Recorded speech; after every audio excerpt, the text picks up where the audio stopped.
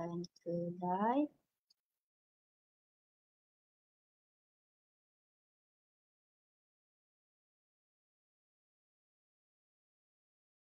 Bismillahirrahmanirrahim. Assalamualaikum warahmatullahi wabarakatuh. Salam sejahtera dan salam 10 Ramadan kepada semua warga UTM yang sedang menonton kami secara langsung di Facebook UTM Talent Transformation Center. Pada petang ini, kita akan mengikuti satu ceramah siri kuliah ISAS yang bertajuk Cemerlang Organisasi Menuju Matlamat yang akan disampaikan oleh penceramah kita yang tidak asing lagi iaitu Dr. Zulfika bin Ahmad, Pengarah Pusat Kaunseling UTM Johor Bahru. Tanpa melengahkan masa, saya serahkan ceramah ini kepada Dr. Zulfika untuk menyampaikan ceramah yang bertajuk Cemerlang Organisasi Menuju Matlamat. Dipersilakan Doktor. Bismillahirrahmanirrahim. Alhamdulillah rabbil alamin wassalatu wassalamu ala asyrafil anbiya'i wal mursalin wa ala alihi washabihi ajma'in. Rabbi shrah li sadri wa yassir li amri wahlul 'uqdatam min lisani yafqahu qawli. Amma ba'd. Assalamualaikum warahmatullahi wabarakatuh dan salam sejahtera. Terima kasih kepada Puan Zafar pada petang ni nak rasa macam bagi ceramah apa bagi tazkirah dah. Okey. So insya-Allah petang ni kita satu perkongsian sajalah manakan tajuk kita ni bagi siri kuliah ISAS yang kita tahu ISAS ni adalah core value teras nilai utama kita di UTM ni yang mana ia membentuk satu apa pegangan kita, nilai-nilai yang menjadi pegangan kita dalam kita menjalankan tugasan harian kita dan memikul amanah yang telah diberikan kepada kita, tidak kiralah di mana pejabat ini kita berada. Okey, insya-Allah tajuk pada petang ini yang telah diberikan kepada saya rasa tajuk ni bukan diberi kepada saya ni, saya rasa saya sendiri pilih tajuk ni kot. Okey. Jadi cemerlang organisasi menuju matlamat. Dan insya-Allah tajuk ini dia akan terarah kepada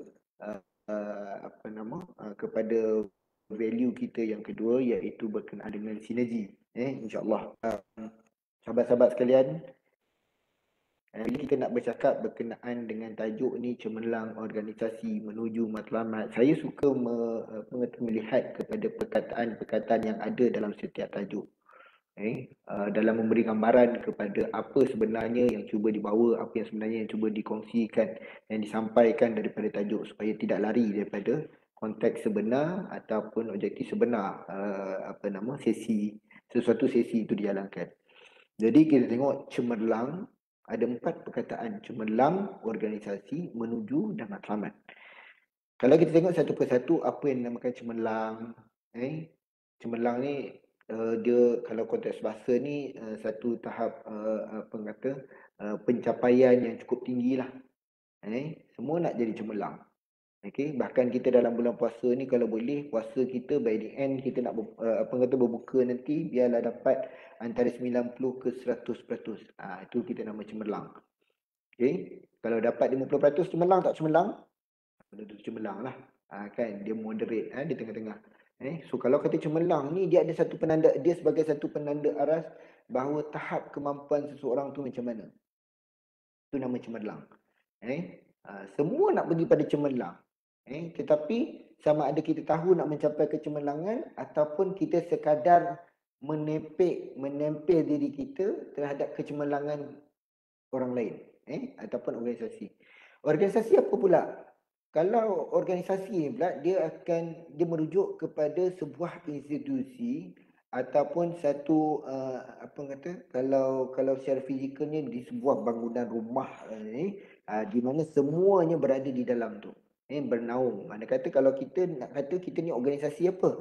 Organisasi kita mewakili sebuah organisasi. Organisasi yang kita wakili apa dia? Kita mewakili organisasi yang bernama UTM yang mana sifatnya adalah ataupun dia punya core business dia adalah pendidikan dan perkhidmatan. Benda ni kita tahu. So organisasi ni dia merupakan satu branding ataupun image yang seseorang itu bawa. Dan bagaimana seorang itu begitu bangga bahawa dia mewakili sebuah organisasi. Sebab manusia ni kalau dia tidak ada berpaut pada mana-mana, contoh kalau kata kita ni seorang manusia yang tak ada negara, apa kita rasa juga? Kalau kata kita ni tak ada keluarga, kita tidak bernaung, tidak berpaut pada mana-mana, apa yang kita rasa? So sedikit sebanyak organisasi dia membentuk secara perkembangan sosial seseorang itu, dia lebih terarah kepada memberi image kepada individu itu, branding kepada individu itu. Itu sebab ada kalanya bila kita keluar, orang sebut pada nama UTM, kita terdengar, kita lintas orang sebut, oh UTM bagus, UTM hebat ni semua. Secara tidak langsung kita ada rasa bangga dekat situ. Kenapa? Kata kita mewakili organisasi yang bernama UTM tu. Okay. Jadi organisasi ni bolehlah kita anggap, kalau bahasa nak mudah fahamnya, organisasi ni macam keluarga lah. Kan, kita bangga dengan keluarga kita, tapi dalam keluarga tu memang akan ada bergaduhnya, gelak ketawanya, itulah tu. So organisasi tempat kita bernaung. Okay. Menuju ni dia, kalau bahasanya ni dia merupakan arah ataupun apa kata, hala yang kita nak sampai lah. Okay, menuju. Okay. Kalau apa kata, dari mana nak ke mana, kan. Okay, so from one point to another point, that is menuju. Daripada satu titik kepada satu titik, itu namanya menuju. So itu dari segi bahasa lah, mungkin orang bahasa boleh menjawab ni. Dan matlamat, apa itu matlamat?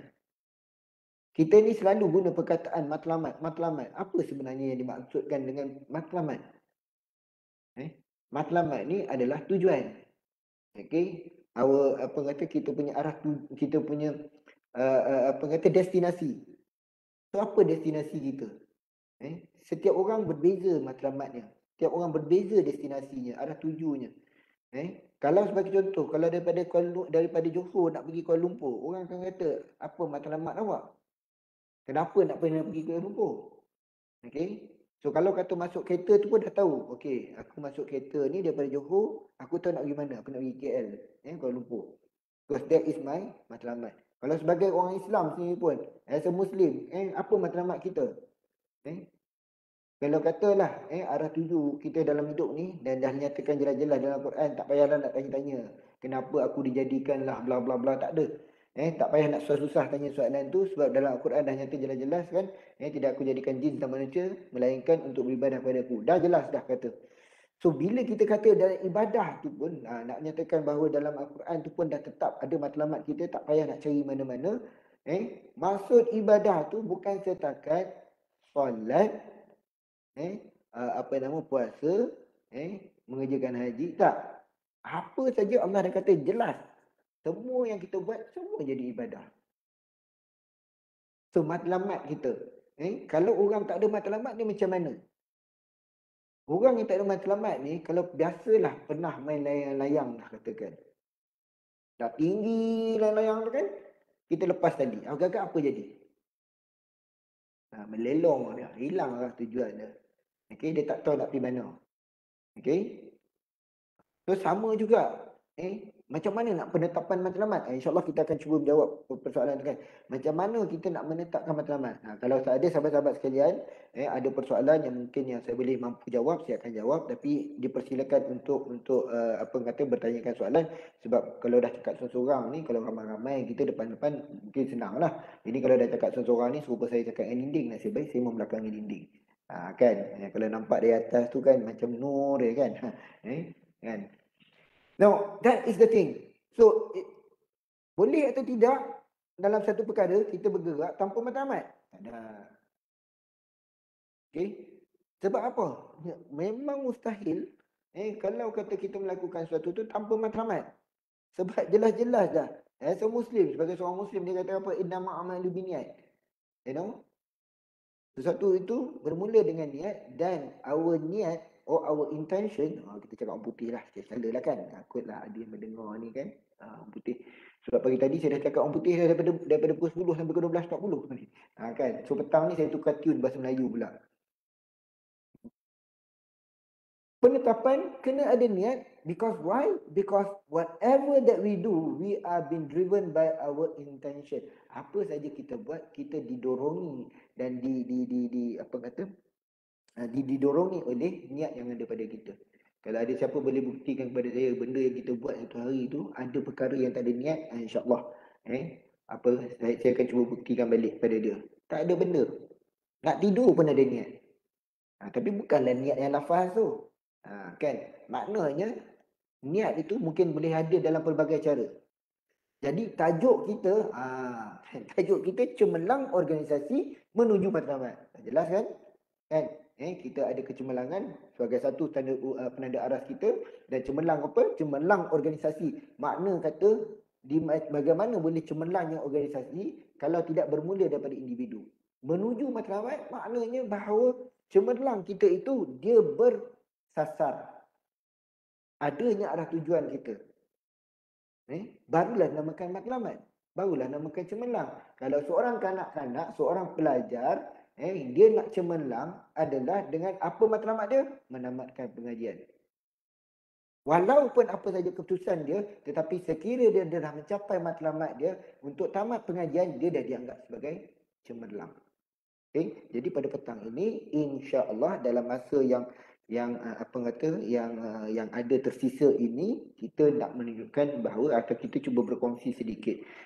Apakah antara keadaan-keadaan ataupun yang membolehkan kita untuk cemerlang dalam kita mencapai matlamat. Baiklah, tuan-tuan dan puan-puan, sahabat-sahabat sekalian, bila kita menyatakan bahawa tajuk ini dia akan lebih terarah kepada sinergi. Sebab kita ada lagi siri kuliah ISES yang mana melibatkan tajuk-tajuk berkenaan dengan integriti, yang berkenaan dengan kecemerlangan ataupun excellent. Walaupun tajuk ni macam cemerlang kan, bawah excellent, tapi insya-Allah tu tajuk lain. Dan S adalah sustainability atau kelestarian. Tapi petang ini kita akan melihat dari segi bagaimana cemerlang itu wujud dalam bentuk sinergi. Tuan-tuan dan puan, sahabat-sahabat sekalian, kita tahu sinergi ni kita memang dah biasa sebut. Bahkan seingat-ingat saya lah, daripada mantan yang berbahagia NC kita, iaitu Datuk Seri Zaini Ujang, Profesor Dr. Zaini Ujang, bila perkataan sinergi ini bukanlah satu yang asing. Sebabnya apa? Sebabnya sinergi itu bermakna kebersamaan. Saya ingat lagi, terngiang lagi, dia selalu kata, do not work in silo. Jangan kerja seorang-seorang.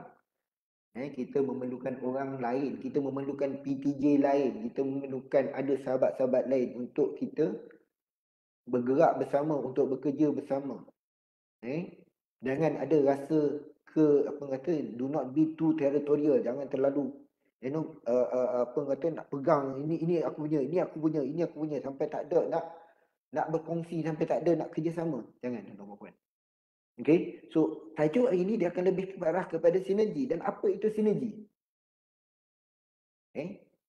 Now, kita ambil mood lah bulan puasa. Dah dalam kita di bulan puasa ni kan. Saya bukan ustaz, tapi mengambil roh bulan puasa ni, Ramadan ni, kita nak anggaplah bahawa ini adalah sedikit lah imbuhan kepada saya, buat tampal-tampalan pahala yang tak seberapa banyak ni kan. Sekadar berkongsi. Dalam Al-Quran dah katakan hablum minan nas. Kita ni hidup ni nak kena jaga dua benda. Hablum minallah wa hablum minan nas. Hubungan kita dengan Allah, dengan hubungan kita dengan sesama manusia. Dia ada vertikal dengan horizontal punya perhubungan. Dan sinergi itu, tuan-tuan dan puan-puan, sahabat-sahabat sekalian, sinergi itu dia sebenarnya bersifat hablum minan nas.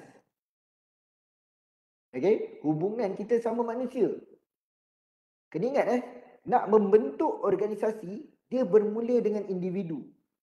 Sebab basic atau asas, unit asas dalam organisasi adalah individu itu sendiri. Unit asas dalam organisasi adalah individu itu sendiri. Kalau tidak, UTM ini hanyalah bricks and wall. Hanyalah batu-bata dengan dinding saja. Tapi yang menjadikan UTM ini, kita lah tuan-tuan. Kita lah staff. Kita ada pelajar kita. Kita ada orang luar kita. Inilah menjadikan UTM. Sebabnya, kalau sesebuah organisasi itu tidak ada rohnya, memang tak ada lah. Jadi macam mana nak mencapai kecemerlangan kalau kata organisasi itu tidak diisi oleh individu-individu ni? Jadi tuan-tuan dan puan, bila nak kata ni, tadi saya sebut pasal hablum minan nas, hubungan kita sesama manusia, inilah yang mana menjadi asas kepada elemen sinergi. Dalam kita punya nilai kita, core value kita dalam asas ni, itulah dia. Okay. Now, dalam kita menjaga ataupun dalam kita melayari kehidupan seharian kita sebagai seorang kaki tangan, seorang staff, kita tak guna dah kaki tangan tu zaman saya kecil-kecil dulu guna kaki tangan kan, sampai lupa badan. Sekarang kita dah satu badan dah. Seorang staff tu dia bawa diri dia dalam organisasi dia. So kecemerlangan organisasi itu sebenarnya bermula dengan individu. Kalau kita tengok bagaimana perjalanan dalam rukun Islam kita, daripada syahadah kita, lepas tu solat, dia bermula daripada diri kita, penghujungnya yang rukun Islam yang kelima tu adalah haji. Daripada individu, daripada dalam bergerak keluar. Jadi apa yang ada dalam diri kita? Sebelum kita nak pergi kepada hablum minan nas ni, hubungan kita sama manusia lain ataupun hubungan unit kita dengan PTJ lain, apa yang ada pada diri kita? Dalam diri kita ni, tuan-tuan dan puan, dia ada satu set personality. Yang mana dalam satu set personality ni kita terbahagi pada dua. Personality kita secara profesional, personality kita secara personal. Bila kita nak bawa personality dua personality ni, adakah kita bawa sama-sama dalam satu masa ataupun kita berbeza masa kita bawa? Boleh atau tidak kita bawa personality personal kita ke dalam kehidupan profesional kita? Begitu juga sebaliknya, boleh atau tidak? Sebab kalau kita nak membawa organisasi kita, kalau kita tidak mampu untuk bawa diri kita sendiri, tuan-tuan dan puan, jangan ceritalah kita besar-besar nak jadi organisasi ni hebat macam tak. Kalau kata tak bermula dengan individu itu sendiri. Bahkan pada ketika ini, kalau kata organisasi kita UTM ini mendapat tempat, let's say lah, top 50 for example, selalu diwar-warkan. Ada tu yang tidak terasa apa implikasinya UTM mendapat ranking yang tinggi. Apa implikasinya pada aku tak rasa apa pun. Kalau sekiranya tak merasa tu, tuan-tuan dan puan, yang ini nak kena tengok kebersamaan anda macam mana dengan organisasi. Sebab organisasi tak mampu cemerlang kalau sekiranya individu itu tidak memberi sebarang bentuk sumbangan. Tapi kecemerlangan organisasi ini tercerna apabila kita nampak daripada akar umbi dia, iaitu staf. Tak kira lah di mana saja kedudukan anda, seorang staf UTM, tapi anda sebenarnya penyumbang kepada pembentukan kecemerlangan organisasi di luar. So yang kita dapat ni keputusan saja. Tapi nak menerapkan rasa apa rasa keputusan ni, dapat keputusan ni, universiti UTM, suatu ketika nanti insya-Allah kita sama-sama doakan UTM top 20 university in the world. Pada ketika itu, kita jalan mana-mana pun, pergi dah jalan keluar negara, bahkan kalau kata pergi haji sekalipun, pakai kat ihram tu ada logo UTM pula. Jumpalah Pak Arab, Masya Allah, Jamiah Teknologi Malaysia, Masya Allah. Pada ketika itu kita tak faham apa dia kata, yang kita dengar teknologi Malaysia je kita dengar. Kan? Masa tu kita, ya Allah Tuhanku, seronoknya. Sebab orang tu dia acknowledge kita, dia iktiraf kita, penyumbang kita, sumbangan kita ni kepada bukan sahaja dunia. Kalau kata dunia Islam, kalau dia mempunyai sentimen kepada itu, dia akan rasa bangga. Logo yang kita pakai ni, ini saya tak pakai baju korporat pula.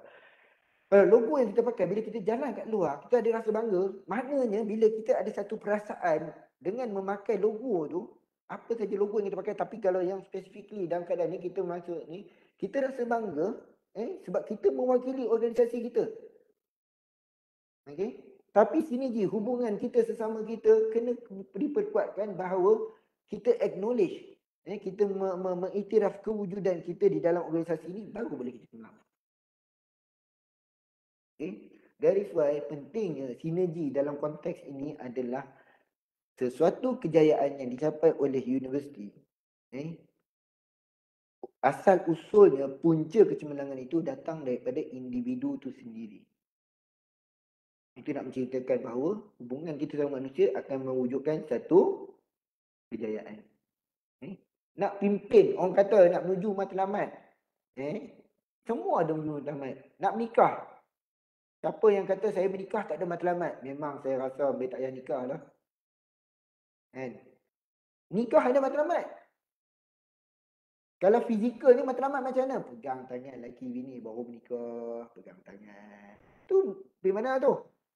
Kami jalan nak pergi depan sana. Jalan ke depan sana. Jalan pegang tangan lelaki bini. Matlamat. Takut tertinggal bini. 10 tahun menikah tinggal bini 3-4 langkah belakang.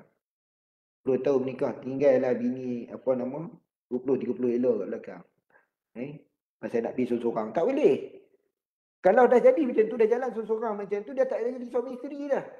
Sama juga macam kita.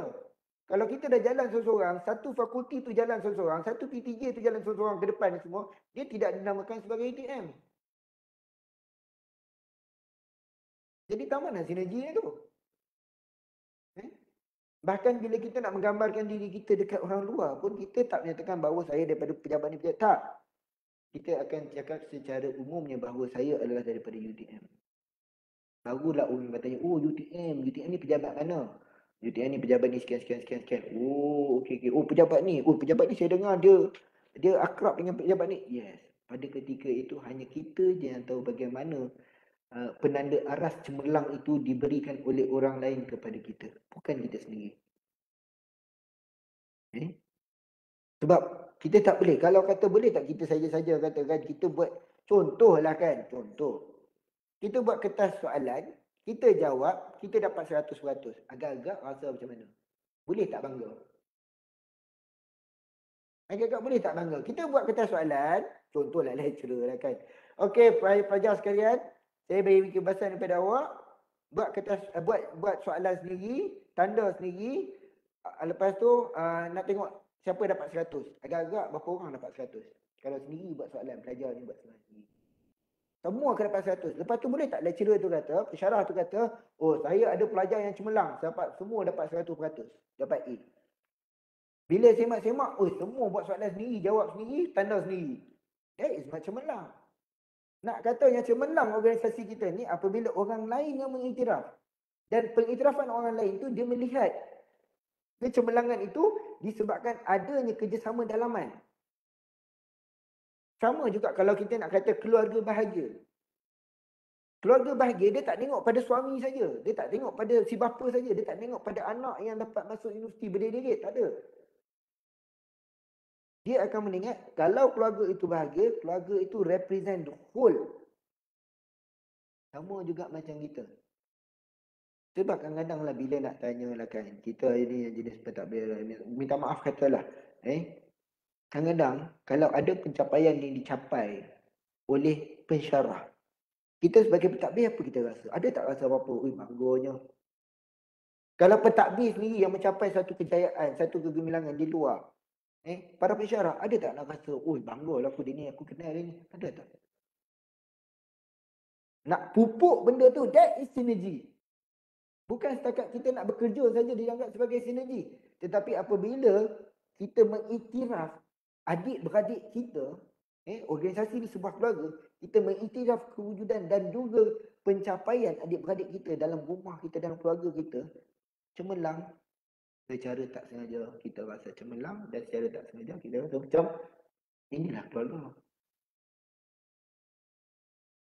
Bab seronok saja ke? Tidak. Kalau sekiranya pun itu yang bagus. Yang tak berapa bagus ni macam mana? Kalau sekiranya ada konflik tu hanya di dalaman saja. Ini tak bila konflik sampai keluar. Kalau sampai keluar, orang dah menilai. Okay? So, cemerlang organisasi juga adalah terhadap bagaimana pengurusan konflik. Sebab bila kita bersinergi, tuan-tuan dan puan-puan, dalam adik-beradik, dalam satu keluarga, boleh jadi ke tak ada bergaduh adik-beradik? Walaupun keluar daripada pintu yang sama, walaupun daripada satu sumber yang sama, ni bergaduh juga. Tapi biarlah perkara itu secara dalaman, diuruskan secara dalaman. Sebab sinergi ni bukannya benda yang, oh benda baik saja kita sinergize. Benda yang tak baik, no.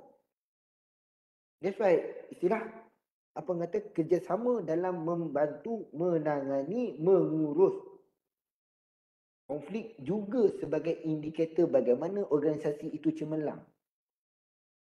Minta maaf kata, kalau secara global pada hari ini, kita tengok perang sana sini, kita tengok keruntuhan sebuah apa kata kepesongan sesuatu agama ni semua.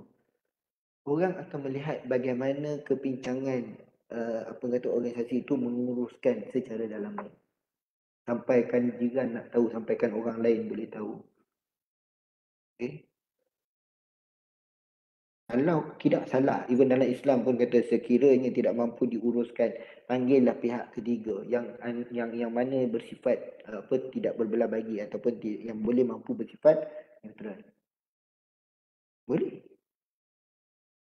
Okay. Itu juga adalah form of synergy. Okay. Itu baru first tadi. Awal tadi saya jelaskan satu perkataan kepada satu perkataan.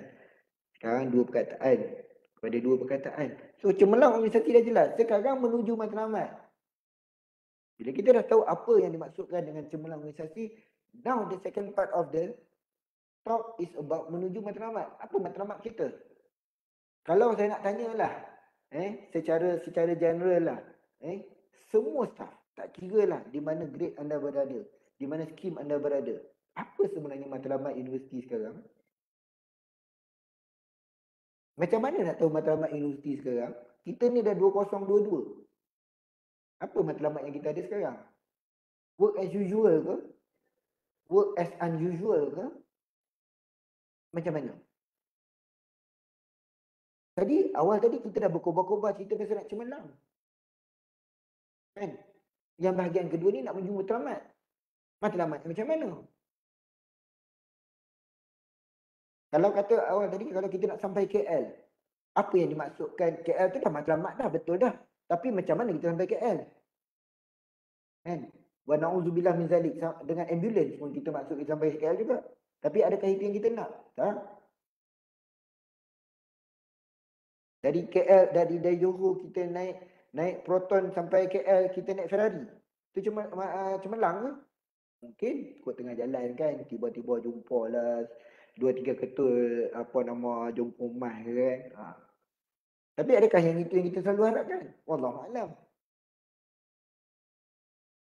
Dia tak realistik ya. Yes. Sebab dalam nak menuju matlamat, satu perkataan yang perlu diambil kira adalah secara realistiknya. That the word is realistic itself. Okay? Sebab kalau kata kita tak boleh memandu, kan? Kita dari Johor nak sampai KL, kita perlukan pemandu. Okay? Sebab matlamat adalah nak sampai ke KL. Dan dalam nak meneruskan, nak mencapai matlamat tu, kita perlukan orang lain. Sebab kita tahu kita tak mampu. Kita tak mampu nak memandu. Dengan tak ada lesennya, apatah lagi nak memandunya. Kalau tak ada lesen memandu boleh. Tetapi memang wallahualam bisawab sampai tak sampai. So maknanya dalam kekurangan kita nak menuju matlamat, di sini peranan sinergi itu amat besar. Sebab kita tak mampu nak buat semua benda. Atas keterbatasan kemampuan yang kita ada, kita tak mampu nak buat semua benda. Dari why sinergi, kebersamaan itu penting. Bahkan kalau kita nak tengok Maslow pun, Maslow hierarchy of need pun, hierarki keperluan Maslow pun dia menyatakan bahawa seseorang itu kalau dia duduk seorang-seorang, dia tidak mampu mencapai keperluan emosi dia, dia tak mampu mencapai belongingness ataupun kebersamaan atau keempunyaan dengan orang lain, memang takkan sampai lah. Sebab a man is not an island. Manusia ni dia bukan duduk seorang-seorang. Dia memang akan memerlukan orang lain. Kerana memang jelas dalam Quran pun dah nyatakan. Bismillahirrahmanirrahim. Ya ayyuhan nas, inna khalaqnakum min zakari wa unsa wa ja'alnakum syu'uban wa qabaila ta'arufun. Aku dah jadikan lagi yang perempuan ni. Macam-macam latar belakang. Kan? Kau bergerak, kau berkenalan lah satu sama lain. Bila berkenalan itulah kita tahu kemampuan masing-masing. Yang ada orang di sekeliling kita ni, kalau kita di sebuah UTM ni, kita ada PTJ-PTJ. Yang ada bidang-bidang mereka sendiri. So nak mencapai satu matlamat tu, you tak boleh nak gerak seorang-seorang. You memerlukan juga PTJ-PTJ lain, you memerlukan sebagai contoh. Kita pusat kaunseling kan, hanya ada kepakaran yang sekian di sini je. Sebuah pejabat yang memerlukan untuk meningkatkan kebajikan staf dia, memerlukan pusat kaunseling. Maknanya kami menawarkan apa yang kami boleh dan apa yang pejabat ini boleh tawarkan apa yang kami boleh. Dah kerjasama sebagai contoh pusat kaunseling dengan PKU, Jabatan Timbalan Nak Chancellor Haiwan Pelajar bekerjasama dengan Jabatan Timbalan Nak Chancellor Akademik. So benda ni bukanlah sesuatu yang baru, tetapi kalau individu itu sendiri merasakan bahawa aku boleh capai ni seorang-seorang, cubalah. Bahkan manusia kan, orang kata apa, kalau tak hirau orang ni, kalau dia boleh meloncat masuk, berguling masuk liang lahat sendiri, tak apa. So, janganlah berlaku macam tu. That is why, saya ulang sekali lagi, that is why pentingnya apabila istilah sinergi ini dijadikan satu value, satu nilai kepada asas kita dalam tugasan amanah yang kita bawa setiap hari ini penting. Dan tuan-tuan puan, sebenarnya saya lupa nak tanya tadi. Kita duk sebut nilai. Apa sebenarnya nilai dalam konteks, maksud nilai itu dalam konteks kita dalam sebuah organisasi? Tuan-tuan dan puan, apa yang kita ada nilai-nilai ini sebenarnya, kalau bahasa tubuh diri kita sendiri, kita panggil itu sebagai satu set personality. Jadi ISAS ni tuan-tuan dan puan, dia sebenarnya memberi gambaran bahawa ini adalah personality UTM yang dibangunkan. Personality yang macam mana? Personality yang berbentuk integrity. Personality yang berbentuk sinergi. Personality yang berbentuk excellent, kecemerlangan. Dan personality yang berbentuk sustainable. So itulah yang kita cuba terapkan bahawa UTM, itu tak masuk lagi apa kata, 5 big things yang bagi Dato' Nak Chancellor bawa pada awal tahun itu. So inilah garapan ini, tuan-tuan dan puan, menuju matlamat. Memang kita tak boleh seorang-seorang. Dan sebuah PTJ pun dia tidak mampu berdiri sendiri. Sebab kebersamaan kita dah diterap daripada awal pembinaan penubuhan UTM itu sendiri, bahawa kerjasama di antara jabatan kepada jabatan, PTJ dengan PTJ, dalam memastikan bahawa organisasi kita, UTM kita ini berada pada satu puncak. Kalau siapa yang biasa naik gunung, kan, nak sampai puncak tu you boleh jalan seorang-seorang, tak ada masalah. Tetapi kalau dalam you jalan seorang-seorang, if anything happen, dah berlaku sesuatu dalam perjalanan, kecelakaan, Allahu'alam bissawab, memang taklah. Wa na'udzubillah min zalik, jangan kita minta. Tapi keberangkalian untuk sesuatu tu berlaku, tetap tinggi, tetap ada sekiranya, kalau kata dalam ekspedisi-ekspedisi, kita ada seorang yang ada kemampuan dari segi baca arah, yang ada kemampuan jalan di hutan macam mana, ada kemampuan untuk membuat perangkapnya ataupun untuk cari makanannya, ada kemampuan dari segi menyelamat dia. Bila kita berjalan tuan-tuan dan puan, rasa macam selamat betul lah. Kalau tak ada orang-orang macam ni, boleh sampai, insyaAllah. Tapi dalam keadaan kita macam mana? Dalam keadaan kita tak seronok, dalam keadaan, because you can't share. Bila satu kejayaan itu dicapai dan anda tak ada siapa yang anda boleh kongsi, rasa-rasa macam mana? Itu nak penting, bila ada satu pencapaian itu, dengan bangganya yang berbahagia Dato' NC, dalam himpunan bulanan, dalam medium-medium tertentu, haiwan korporat, dia share benda ni. Cuma persoalannya, kita rasa tak? Kalau sekiranya anda tidak merasai satu kejayaan, satu berita gembira berkenaan dengan organisasi kita, anda akan tanya balik diri anda, kenapa aku tak rasa? Sebab berkemungkinan sekiranya kerja atau tugas yang diberi kepada anda merupakan satu rutin yang bagi anda ini adalah rutin, memang anda akan tak rasa. Kalau sekiranya anda rasa bahawa apa kata kerja ini pergi pagi pulang petang, hujung bulan dapat gaji, dari why selalu kita tanya kenapa ada staff ni kan, tengok kerja banyak dia happy je. Organisasi apa kata PTJ ni kan, duk bersengkang mata duk ni kan, bukan nak up lah, bukan nak up siapa, tapi kita tengok ada beberapa PTJ yang memang komit ni semua, they're not doing for themselves. Orang boleh kata itu memang dah tugas diorang, memang betul tugas diorang, tapi diorang pun ada option, ada pilihan. Buat apa kita nak buat untuk lain, kami buat untuk kami je, boleh juga macam tu. Tapi because sifat kita ni dididik daripada kecil, sifat kekitaan kita yang menyebabkan sinergi ni, sifat kekitaan kita menyebabkan bahawa kita membentuk satu ukhuwah atau satu jaringan yang kuat. Tak payahlah kita nak kata orang tu hebat, orang ni hebat, no. Biarlah orang luar menyatakan kita hebat, bukannya kita menyatakan diri kita hebat. Ingat saya kata tadi, apa yang saya sampai awal tadi adalah penanda aras kepada tahap kecemerlangan kita ni, bukan kita yang ni. Bukan kita yang simply bagi ni, tak. Ianya adalah satu pengiktirafan orang luar kepada kita. Kalau orang kata Islam itu hebat ni semua, kita terasa. Maknanya kita sebahagian daripada itu.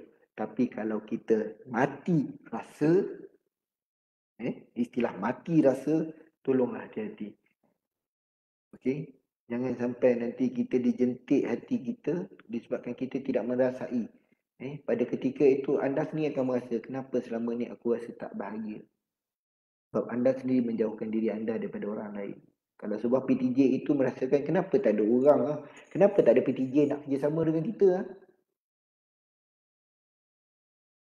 Hakikatnya kalau duduk saja memang orang tak main lah.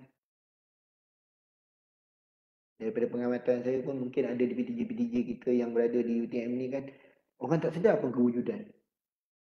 Kecil hati kan, orang tak kenal pun kita bagi kenal sikit. Dulu orang kata pusat kaunseling ni tunggu tunggu je apa klien je kan. Alhamdulillah, apa orang kata, saya rasa seronok bila pengiktirafan tu lah diberi sikit sebab kita dapat maknanya itulah tenang ubat. Kan nanti orang kata pun belagak pula, tak nak menyatakan kan bagi contoh ke orang lain kita tak tahu lah kan. Tapi apa yang boleh saya kata, apabila kita dah menyatakan kita pernah guna perkataan visibility.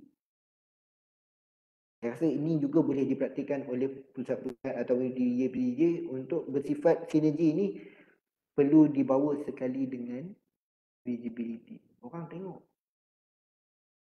Bila orang tengok, orang sedar kewujudan kita. Dan membuatkan orang ingin bekerjasama dengan kita. Tak kira lah. Ingat a man is not an island. Kalau sebuah PTJ itu, anda tidak mampu berdiri sendiri. Tanpa adanya sokongan-dokongan daripada PTJ-PTJ lain. Sama ada secara direct ataupun indirect. Dan tuan-tuan dan puan, yang paling seronoknya apabila kita dapat satu kecemerlangan ini, paling seronok bukanlah apa, paling seronok bila kita dapat berkongsi. Okey. Sebab bila berkongsi ni, dia tidak mengurangkan, bahkan dia melebihkan. Okey. So, itu hakikat sebenar tajuk hari ini. Mungkin dalam masa yang singkat ini, mungkin ada beberapa soalan yang boleh saya ambil. Siapa? InsyaAllah. Ada kan? Sebab saya tak buka FB kan. Buat masa ni tak ada soalan daripada penonton, Doktor. Okey, tak ada masalah.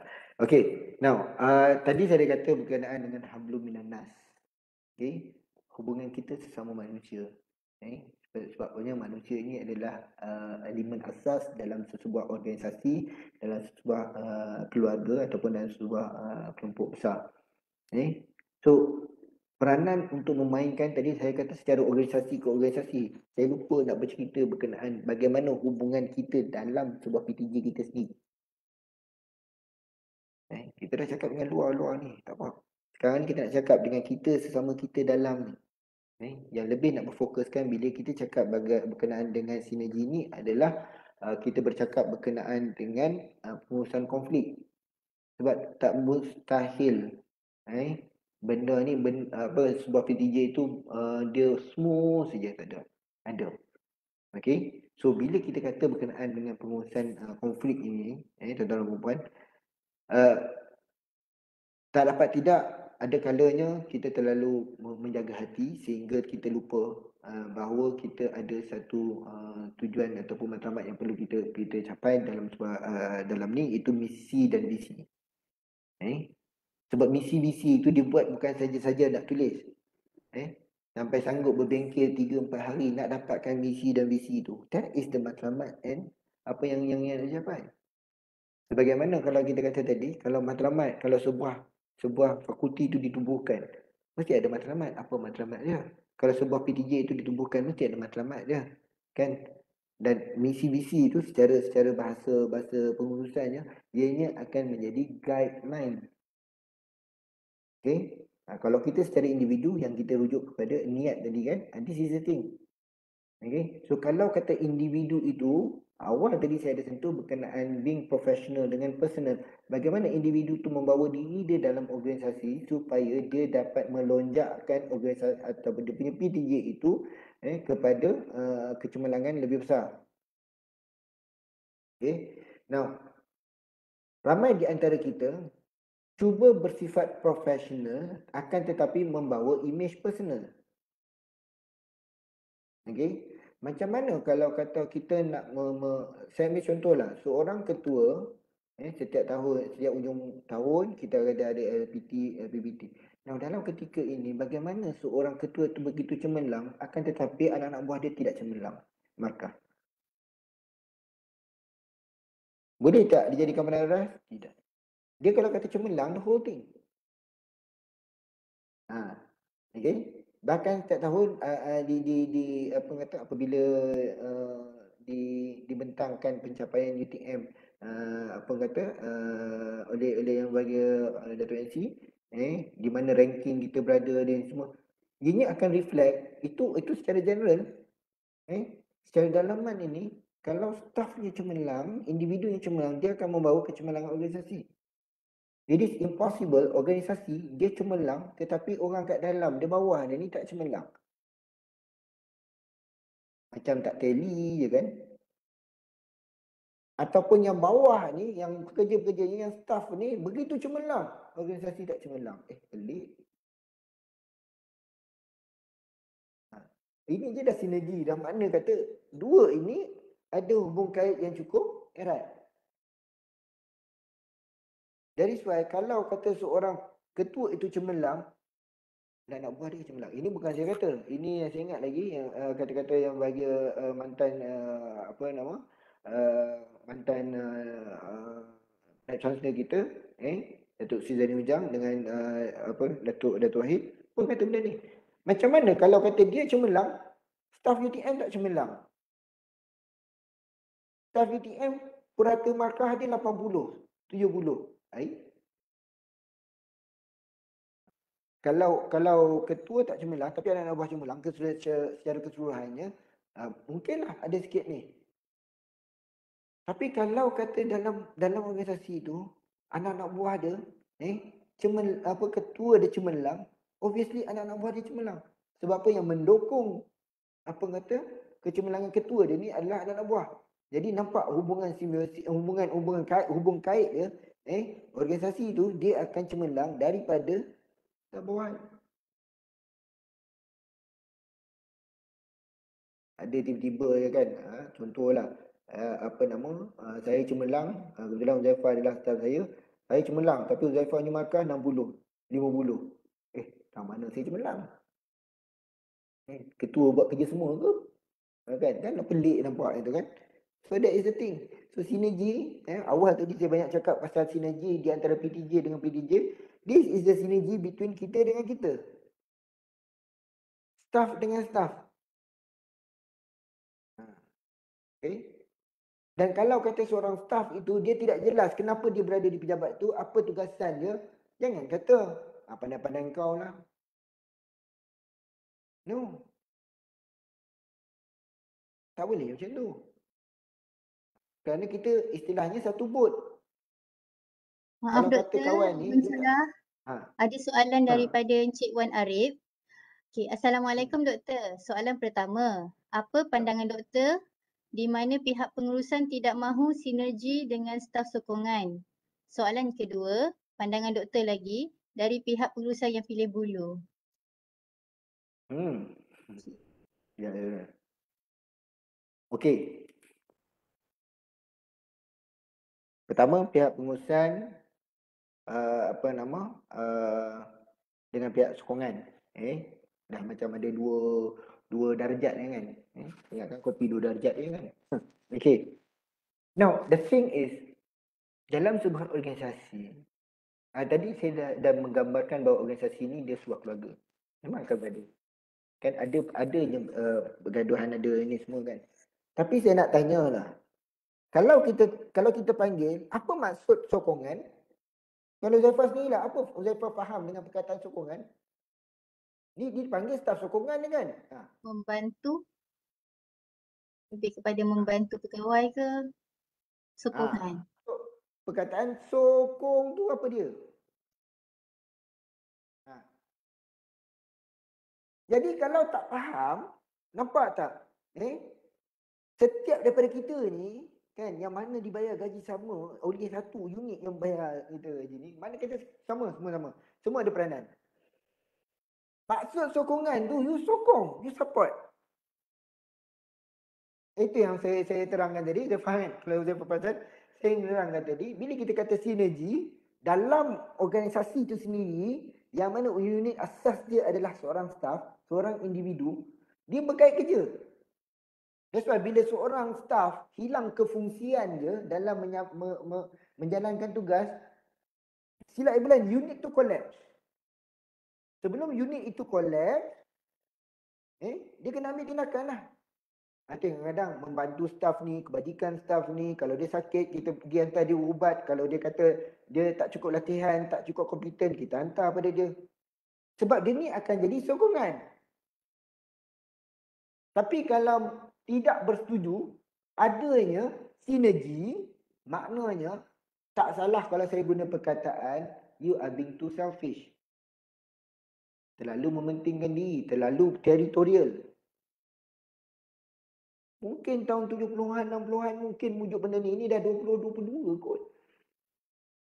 Setiap orang ada peranan dia sendiri. Memainkan peranan. Saya ingat lagi kalau tengok cerita Ola Bola tu.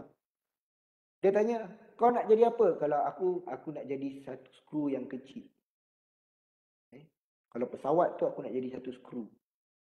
Skru yang kecil kan tu dia kata. Yang lain gelak. Kenapa kau jadi skru kecil? Tak, kalau tak ada skru kecil ni, tak boleh nak mengikat benda yang besar-besar. See? So, siapa yang mewujudkan jurang ni? Kita sendiri yang wujudkan jurang ni. Jadi lepas tu kita tengok pejabat lain, pejabat lain, keharmonian dia, bahagia je, aku nak juga macam tu. Kita seringkali keinginan kita tidak, kita sendiri yang tidak mewujudkan keinginan kita sendiri. Kita nak tengok keluarga bahagia. Kita cemburu dengan keluarga bahagia. Keluarga orang, keluarga ni semua. But what we have done to ourselves? Apa yang kita dah buat? Apa inisiatif kita pada keluarga kita? Okay. So, kalau kata pihak pengurusan mewujudkan jurang dengan sokongan, tak mau kerjasama, tak mau ni semua. So, you nak bercakap berkenaan dengan kecemerlangan? I don't think so. Sila bilang, you are not even near to it. Yang itu yang istilahnya tadi, kalau perkara ni berlaku, kecemerlangan, kalau capai sekalipun kecemerlangan, disebabkan jurang itu, berkemungkinan besar kumpulan sokongan ni dia tak rasa apa dengan kecemerlangan yang dia dapat. Dia tengok je. Kan? Universiti dah berada pada tahap 20 universiti terbaik dunia.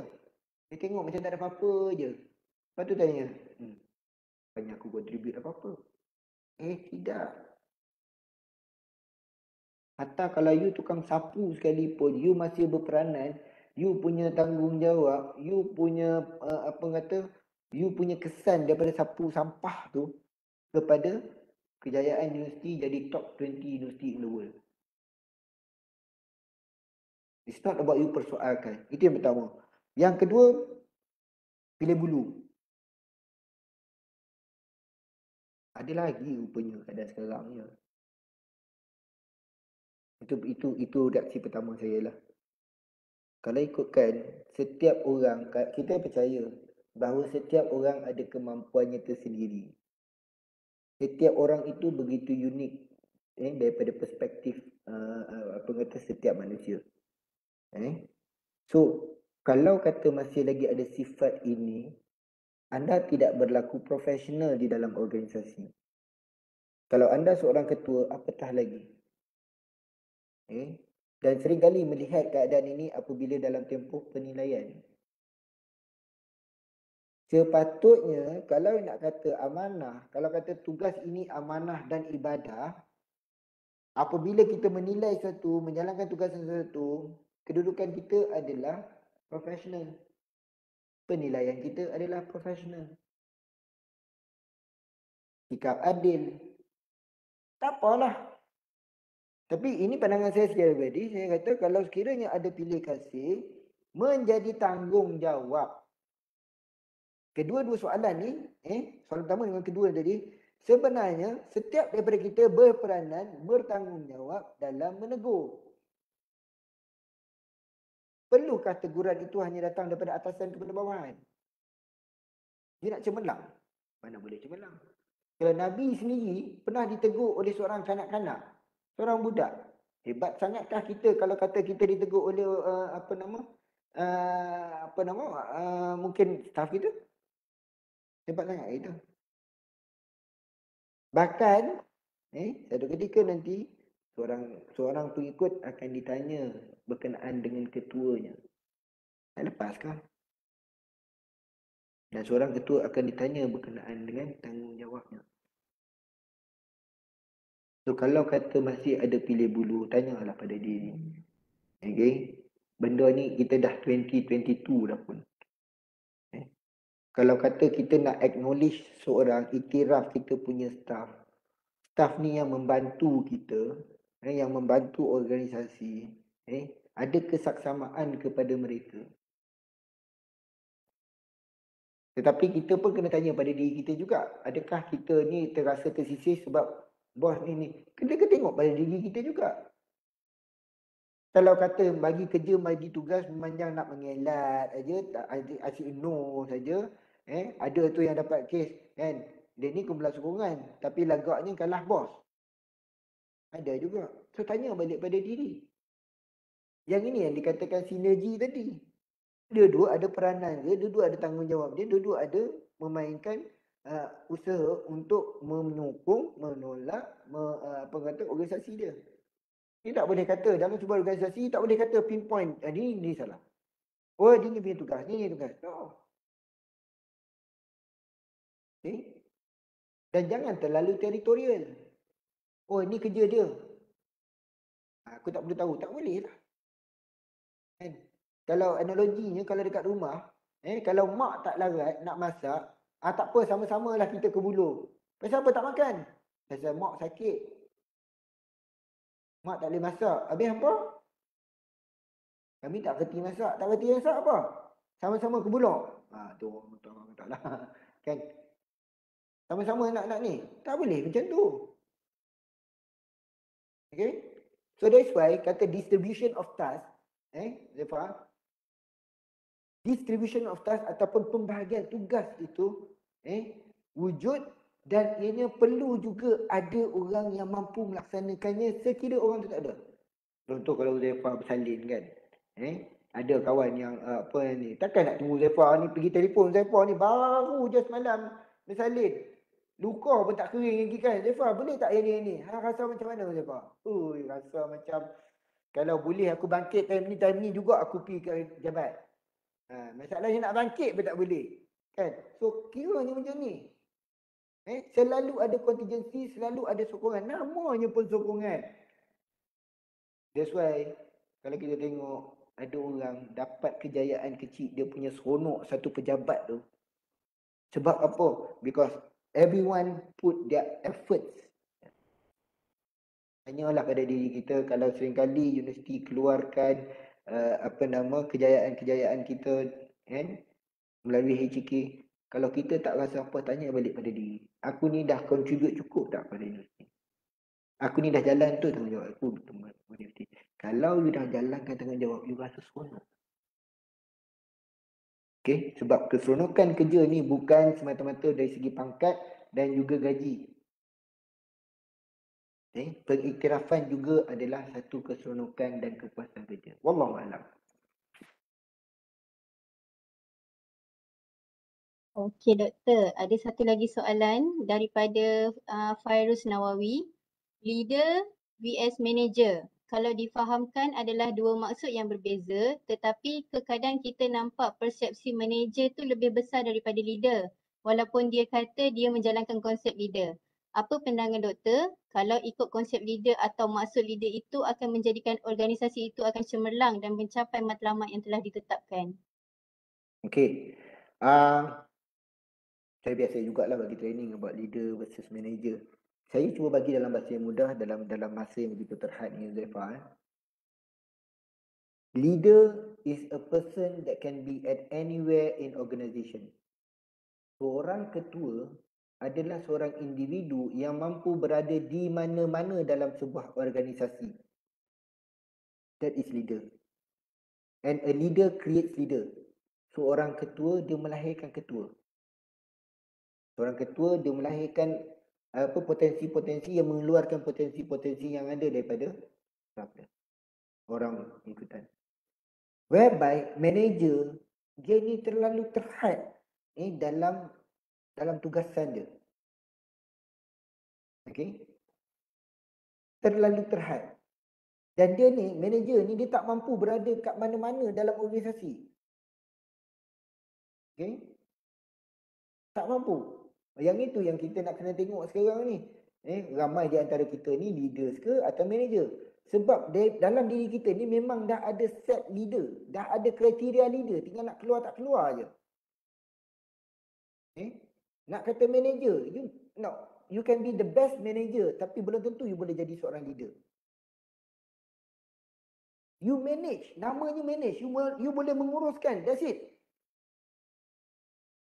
Itu sebab yang kita nak tengok sekarang ni kan, ada beberapa daripada antara kita ni yang mana tak tahu nak berkomunikasi, tak tahu nak berinteraksi, tak tahu nak berempati. Saya rasa semua ni kita masukkan dalam nilai-nilai teras kita dalam ISES.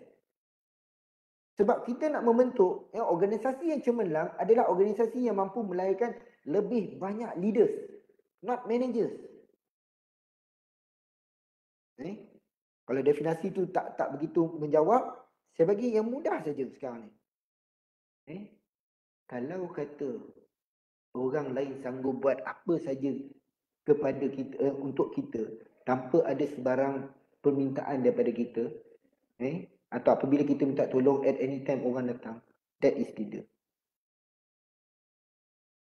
But if you minta bantuan dan orang berdalih dengan you, dan orang hanya patuh apabila you bersuara saja, that is most probably you are a manager. Hanya pada diri. Selama ini yang aku bawa diri aku ni, orang menganggap aku ni leader ke atau manager? Wallahu a'lam bishawab. Semoga itu menjawab soalan daripada Fairuz tadi. Okay. Saya menjawab daripada pengalaman dan juga beberapa pengetahuan yang ada pada saya. So kalau ada yang tersilap terkurang tadi, saya mohon maaf. Okay.